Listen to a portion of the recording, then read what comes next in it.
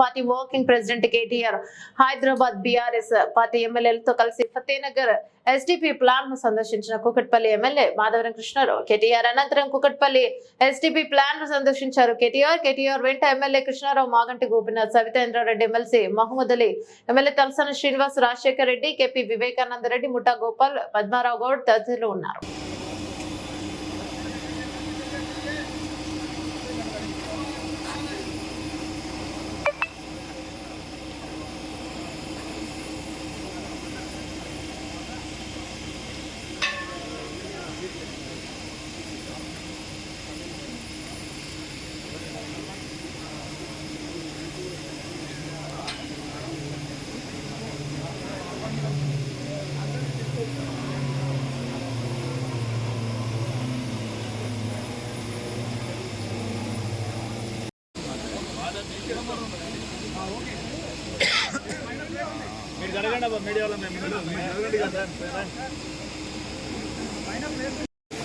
కూకట్పల్లి ఇంటి దగ్గర ఇంటి దగ్గర నాకు క్యాంప్ ఆఫీస్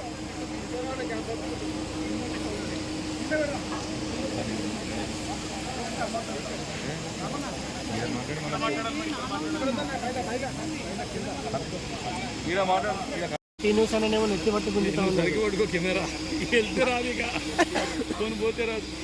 అవునవునా, ఇప్పుడు ఎట్లా విజువల్ పంపకపోతే మనం వేసుకుంటారు తెలుసా.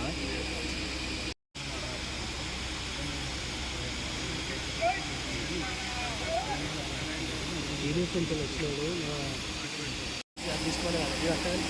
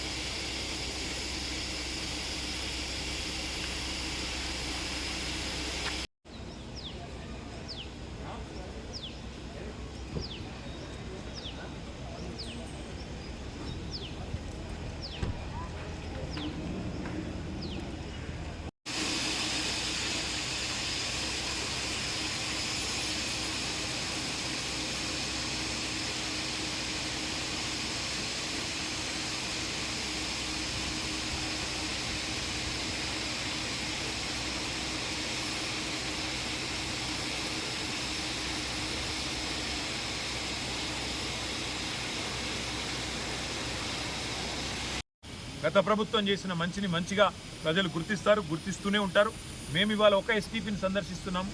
మొత్తం మిగతా నగరంలోని అన్ని ఎస్టీపీలు కూడా మా శాసనసభ్యుల బృందం తిరుగుతుంది, ప్రజల దృష్టికి తీసుకొస్తుంది. తప్పకుండా మూసీలో జరుగుతున్న కుంభకోణాన్ని కూడా మేము గమనిస్తూ ఉన్నాం. పాకిస్తాన్కి సంబంధించిన కంపెనీలకు ఇవాళ మీరు కట్టబెట్టే తప్పకుండా అన్ని విషయాలు కూడా భవిష్యత్తులో ప్రజల అధికారులకు సకాలంలోనే పూర్తి చేసిన తెలియజేస్తా ఉన్నా. ఈ హృదయపూర్వకంగా మాజీ నిన్ననే సభ్యులుకుంటాం కూర్చొని, ఎందుకంటే ఎమ్మెల్యేలు ముఖ్యమంత్రి ఓట్లేదు చేస్తూ ఉన్నారు. ఇప్పుడు నగర శాసనసభ్యులందరం ఈ విషయంలో ఏం చేయాలి ఒక న్యాయానికి వస్తాం. మాటలో కొట్టిన మేము కట్టిన ఇల్లే రెడీ పుస్తకం అంటే కూడా వాళ్ళను ఈ ఆటలు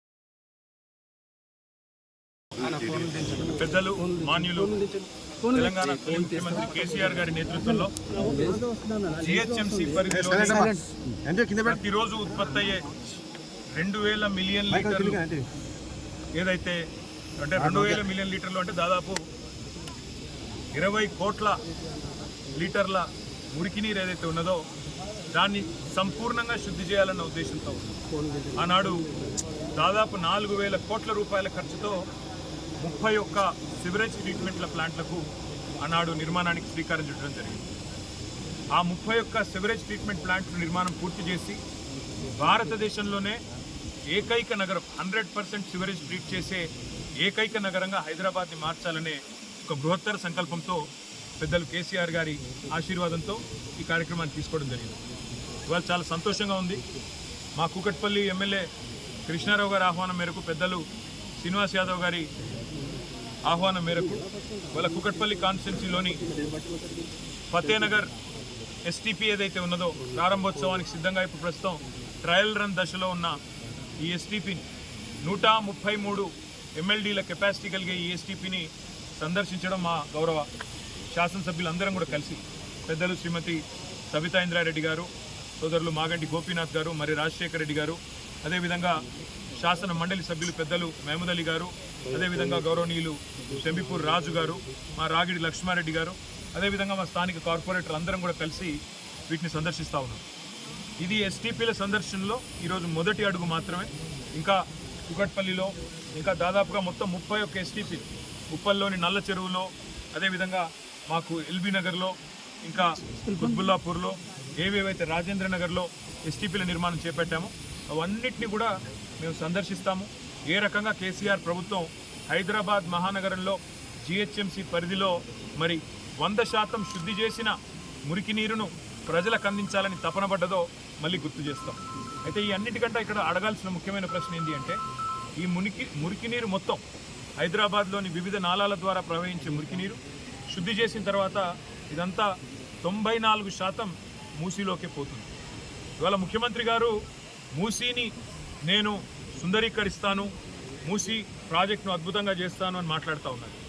మూసీలో ముఖ్యమంత్రి గారు తెలుసుకోవాల్సింది ఏంటంటే, కొత్తగా మీరు శుద్ధి చేసేదైతే ఏమీ లేదు. ఎందుకంటే ఆల్రెడీ సివరేజ్ ట్రీట్మెంట్ ప్లాంట్లు సంపూర్ణంగా మా ప్రభుత్వమే ప్రారంభించింది. అవి దాదాపుగా పూర్తయ్యే దశకు వచ్చినాయి. మీరు డబ్బులు ఇస్తే ఇంకో 2-3 నెలల్లో మొత్తం పూర్తయిపోతాయి.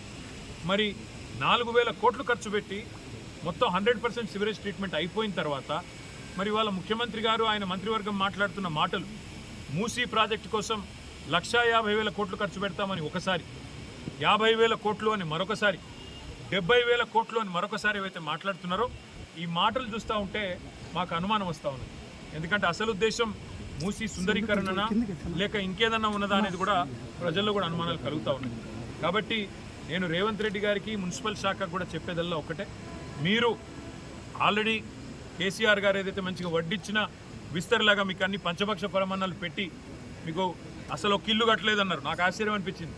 ఒక్క డబుల్ బెడ్రూమ్ ఇల్లు కట్టలేదు అని ఇదే రేవంత్ రెడ్డి గారు, ఇదే బట్టి విక్రమార్క గారు గతంలో మాట్లాడితే మా శ్రీనివాస్ యాదవ్ అన్న